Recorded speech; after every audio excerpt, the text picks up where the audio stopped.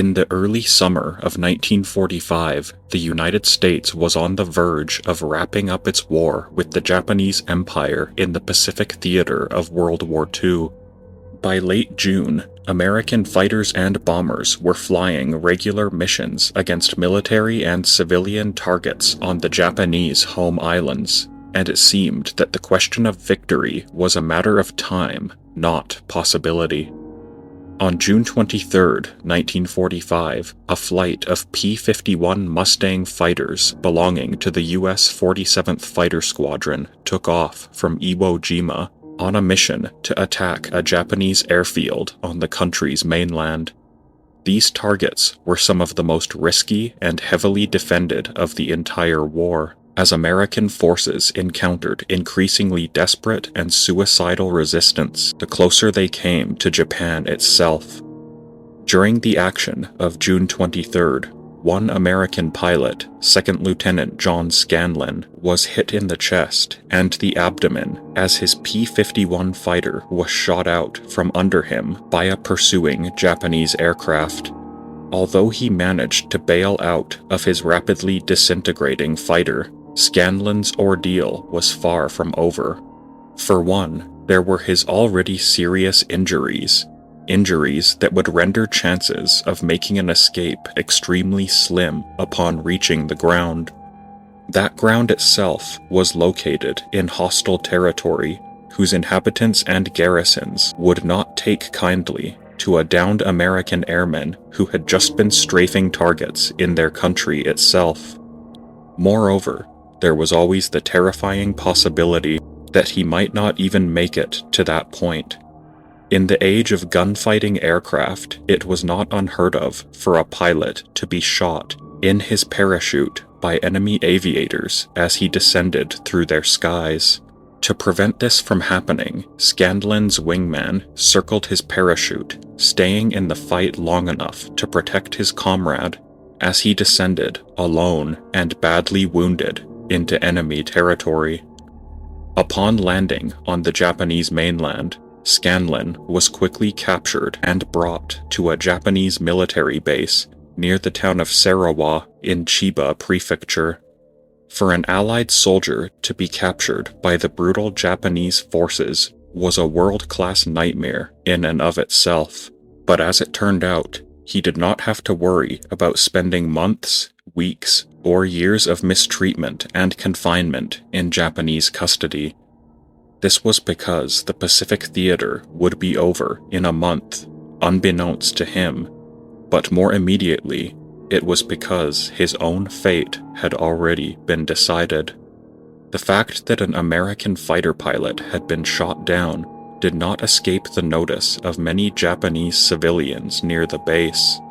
Word spread quickly that a U.S. airman had been caught nearby, and in the aftermath of American bombing missions against Japanese cities, a number of civilians were eager to get their hands on a real, live American.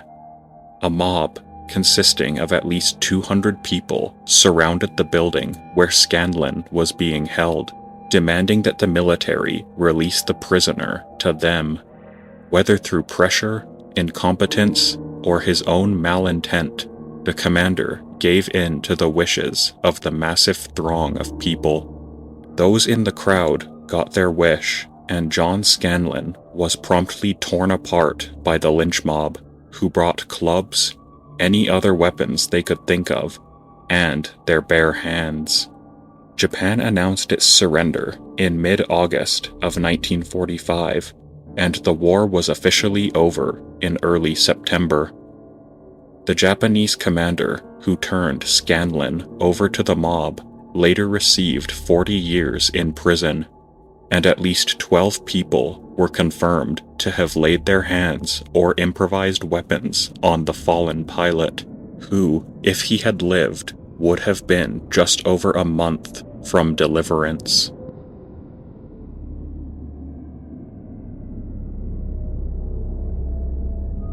On Saturday, November 5th, 1983, in the frigid waters of the Great North Sea, one of the most horrifying diving accidents would unfold It would only take mere milliseconds before the lives of 4 divers ended in one of the most gruesome ways imaginable.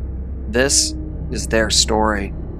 Now, before we dive into the event of November 5th, let's first dive into some information that's relevant to this story. The first piece of information is commercial diving. Commercial diving involves trained professionals who perform underwater tasks within various different industries. Their jobs often revolve around maintenance and repair, with the environments they are placed into being extremely hazardous in nature.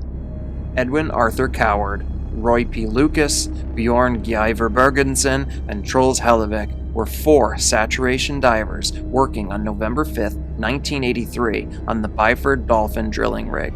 William Cramen and Martin Saunders were dive tenders on the rig, there to help assist the dive team. The Byford Dolphin was a semi-submersible, column-stabilized drilling rig operated by Dolphin Drilling, a subsidiary of Fred Olsen Energy. The Byford Dolphin was built as a deep-sea driller, being the first of class in the highly successful Aker H3 series, designed by Aker Group and completed at the Aker Verdal shipyard in the year 1974. The rig had the ability to drill a maximum depth of 6.1 kilometers or 3.8 miles, and it could operate at a water depth of 460 meters or 1,500 feet. As a drilling rig, Byford Dolphin was equipped with advanced drilling equipment. For deep offshore sites like the Byford Dolphin, saturation divers are depended upon to repair and maintain the rig, and nothing is more hazardous than those that work as saturation divers. So, what is saturation diving? Well, saturation diving is a specialized diving technique where divers live and work at extreme depths for extended periods of time in a pressurized environment. This allows their tissues to become saturated with inert gases, thus avoiding the need for decompression after each dive. On many oil rigs, constant maintenance is needed. To help you understand this a bit more, say a diver needs to dive 700 feet to perform maintenance.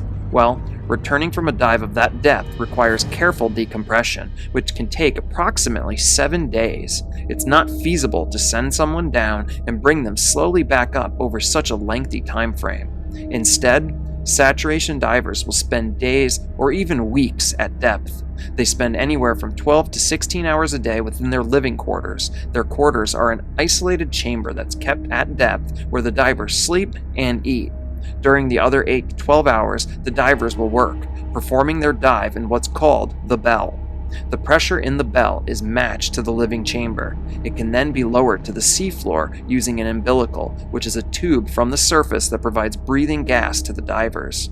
You see, at a certain point, a diver reaches their body's saturation point. The saturation point refers to the moment where a diver's body tissues become fully saturated with inert gases like nitrogen from the breathing mixture at a specific depth. This means that no more gas can be absorbed, regardless of how long the diver stays at that depth. Saturation divers will work for weeks on end with their bodies fully saturated, and once their long strenuous shift is over with, they will be slowly decompressed over the course of days or even a week plus. In the end, it's extremely dangerous work, but it's work that also pays extremely well, as these particular divers can make upwards of $1,000 a day. Now, for those that wonder why you need to decompress, well, the risk of ascending too quickly from extreme depths can be catastrophic to the human body. To understand this a little better, at depth, the pressure of the water compresses gases in your body, including the nitrogen that you breathe. When you ascend rapidly, the pressure decreases and the compressed gases expand too quickly. When they expand too quickly, it causes them to come out of solution and form bubbles. These bubbles can obstruct blood flow, leading to pain, injuries, and, in severe cases, paralysis or even death. With some backstory and needed information out of the way, we will now dive into the events of November 5th, 1983. At around 3 a.m. that morning, Edwin Arthur Coward and Roy P. Lucas were both getting some rest within the rest chamber section of their living quarters. From reports, they were exhausted after working multiple days of overtime, which included numerous 12-hour-plus shifts. Bjorn Bergersen and Troels Hellevik had just completed a short, couple-hour dive and were within the dive bell as it was being brought back up to the habitat. The bell would be attached to the habitat using a trunk, and both Bergerson and Hellebuck would make their way into the habitat, beginning the process of removing their diving gear. Hellebuck would make his way towards the door, where he began closing the door between the habitat and the trunk. Once completed, the trunk could be depressurized and the bell could then be removed from the living quarters. Now, it's not exactly clear why, as I've seen it reported that one of the diving tenders made an error, and I've seen it reported that a mechanical failure caused a clamp to open. Either way, the clamp that was holding the trunk in place detached before Hellebuck could secure the door inside the living chamber all the way. What happened next happened faster than you or I could even blink. Opening the clamp meant that the chamber system, which was currently under 9 atmospheres of pressure, was now connected to the outside with its usual 1 atmospheres of pressure. Both chambers rapidly depressurized, causing air to rush out of the chamber system with unbelievable force. This explosive decompression was unforgiving and brutal to the men inside the habitat. The diving bell would be blasted away. It killed the diving tender that was standing in front of it and severely injured the other tender. Inside the chamber, 3 of the 4 divers, Lucas, Coward, and Bergerson, were killed almost instantly. The fluids inside the men's bodies would expand rapidly. This caused intense hemorrhaging throughout their bodies. In their last moment of life, their blood began boiling, melting their surrounding fat, which then leaked from their bodies. Hellebuck was standing closest to the door when the clamp released, and his fate was easily the worst of them all. Hellebuck was brutally forced through the small opening in the door, measuring 60 centimeters or 24 inches long. His body was badly dismembered, and his internal organs were ejected onto the deck some 10 meters or 30 feet above the exterior pressure door. To put it simply, it was as if his body exploded. 5 lives were lost in the blink of an eye. The only survivor was one of the dive tenders, Martin Saunders. Martin was severely injured by the diving bell, but miraculously, he would end up making a full recovery. These men died in some of the most gruesome ways imaginable, and in the end, the only silver lining would be that their deaths, at least, came quickly. Following the incident, Norwegian officials initially blamed the deadly incident on human error, placing the blame on the now deceased William Cramen. However, it was later revealed that the tragedy happened because of faulty equipment. The blame placed on Cramen negatively affected his family for many years, and from my research, a lot of people still tell this story and blame Cramen for making a human error. It's not completely clear, but it seems to me like there may have been some human error on top of faulty equipment. Brian McGlinchey, the diving manager at the International Marine Contractors Association, stated, "The fact that there was no interlock on the locking mechanism was immediately apparent, and now the presence of appropriate safety interlocks on SAT diving systems has perhaps the highest priority of all safeguards. What you've got to do is consider the human being in the system and not put those persons in a position where an understandable human error could lead to very serious consequences. Our safety systems must be designed to be tolerant of human error." The North Sea Divers Alliance, which was formed by early North Sea divers and the relatives of those killed, continued to press for further investigation for many years. In February of 2008, they managed to obtain a report indicating the real cause of what had happened: faulty equipment. The families would sue the Norwegian government, and it ended up taking 26 years, but in 2008, a settlement was finally offered to the families of those lost back in 1983. The Byford Dolphin rig would continue its run before it was scrapped in 2019. It has now been over 30 years since the incident, and the Byford Dolphin disaster is still considered to this day to be one of, if not the worst, diving tragedies of all time. As I always like to do, I want to send my deepest condolences to all the friends and family members of those lost back in November 1983.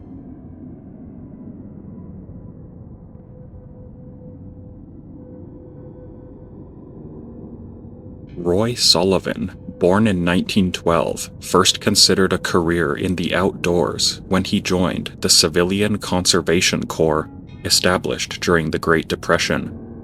From there, he would eventually become a park ranger after a brief interlude as a fire lookout. What he could not have known when he first embarked on this pursuit was that his profession would expose him to far more than wild animals and fires.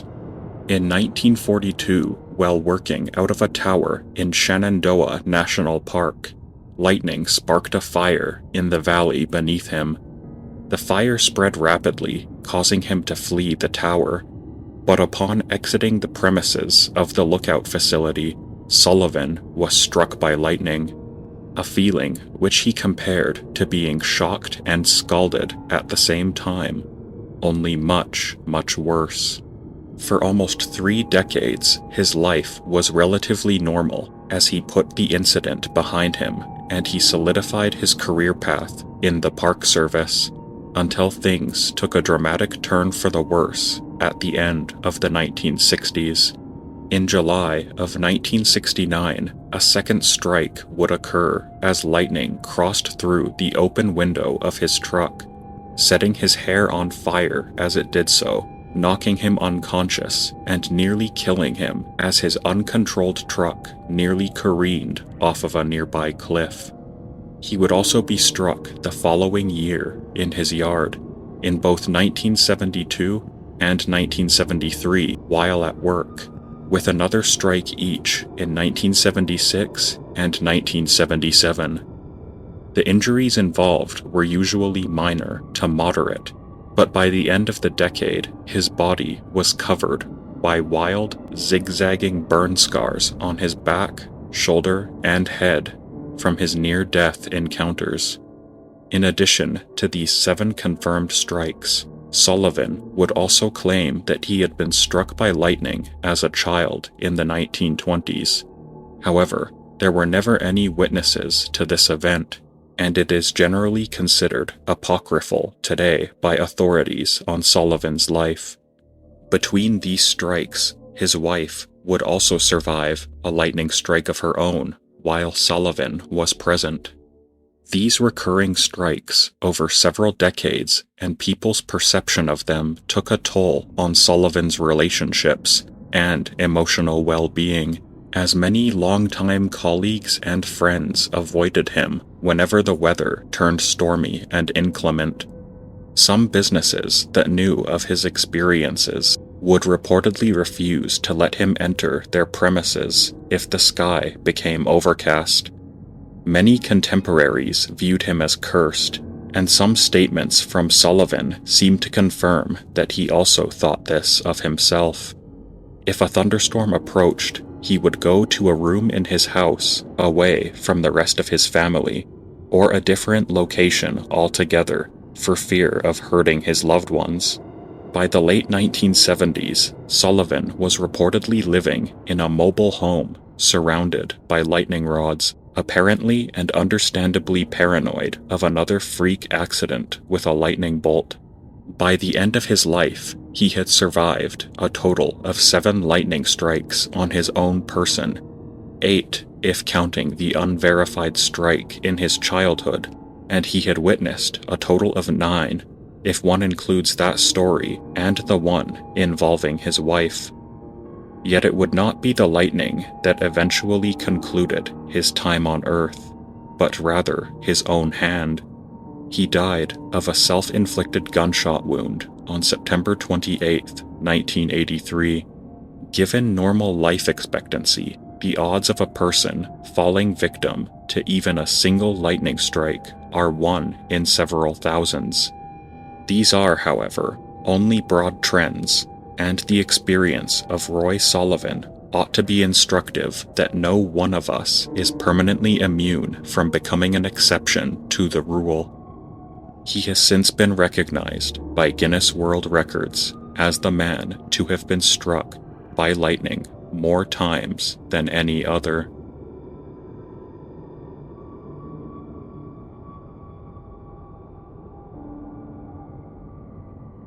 Charles Stevens was a barber by profession, but his true passion was for stunt performance, a trade vastly more dangerous in the past than today.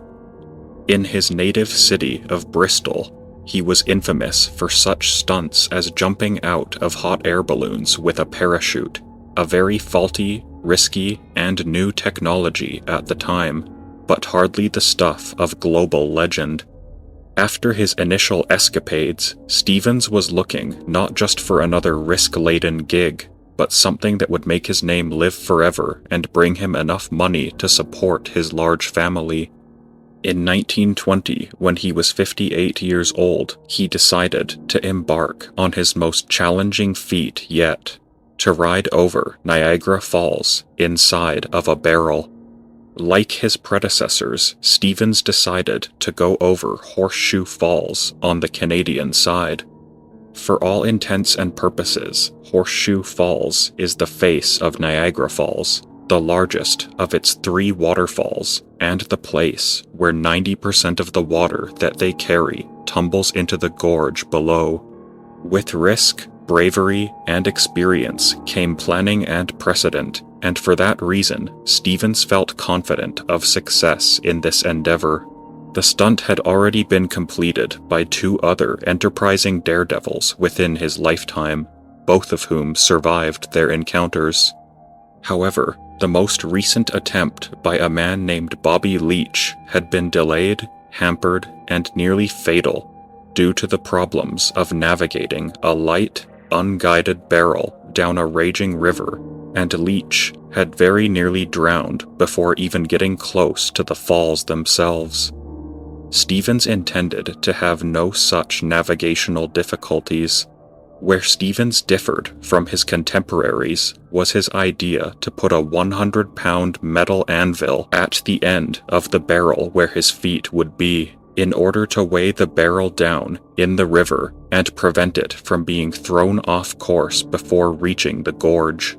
Leach cautioned Stevens against using an untested device with such a built-in and obvious hazard. Stevens, however, was convinced that he knew better, and on July 11th, 1920, the moment of truth arrived, and Stevens strapped himself in, had the barrel sealed from the outside, and began his voyage downriver towards the precipice. As his improvised vessel went over the falls, it underwent a drop of 188 feet before reaching the bottom. The bottom of Horseshoe Falls is a nightmare where the waters of the largest waterfall in North America meet the churning waters of the Niagara Gorge, and which crush, submerge, or drown anything caught between them. The convergence between the two is also the deepest part of the Niagara River, roughly 50 meters in depth and littered with sharp rocks and boulders that would shred a human body on impact. Just slightly downriver are Class 5 rapids, the second highest ranking assigned to such phenomena, and which have killed many attempting to navigate them. Given the hazards at that location, an underwater survey of the waters there has never been completed, and it was this environment into which Stevens was plunging headlong. The barrel in which Stevens was riding was shattered upon reaching the bottom of the Horseshoe Gorge, but it did not break all at once. As Stevens's barrel arrived at the bottom of the falls, the metal anvil strapped to his feet was too heavy for the flimsy container, and it punched out the bottom of the barrel. Based on how he entered the vessel, Stevens was still strapped to the anvil by his feet and to the opposite end of the barrel by his arms, while being suspended in the center by a harness, all of which were precautions intended to help his body absorb the impact at the bottom. Sadly, it was not to be. As the anvil crashed through the bottom of the barrel, Stevens's right arm was torn out of its socket, meaning that he was likely bleeding to death as he drowned, unable to break the surface or swim to safety, even if he made it back up. The missing limb was still stuck in one of the straps, indicating that what remained of Stevens's dismembered body had been pulled right out of the barrel still conscious, and into the frothing, crushing waters below the falls. The weight of the massive anvil then pulled him down to a watery grave from which the rest of his body has never resurfaced. Despite his demise, it has not stopped the falls from attracting daredevils the world over into attempting similar gambits. Over 10 million people visit Niagara Falls each year, but not many are aware that somewhere in the wondrous spectacle, the unrecovered body of Charles Stevens lurks in the depths under the water, along with the thousands of others who have died on the falls through failed stunts, everyday accidents, or through taking their own lives.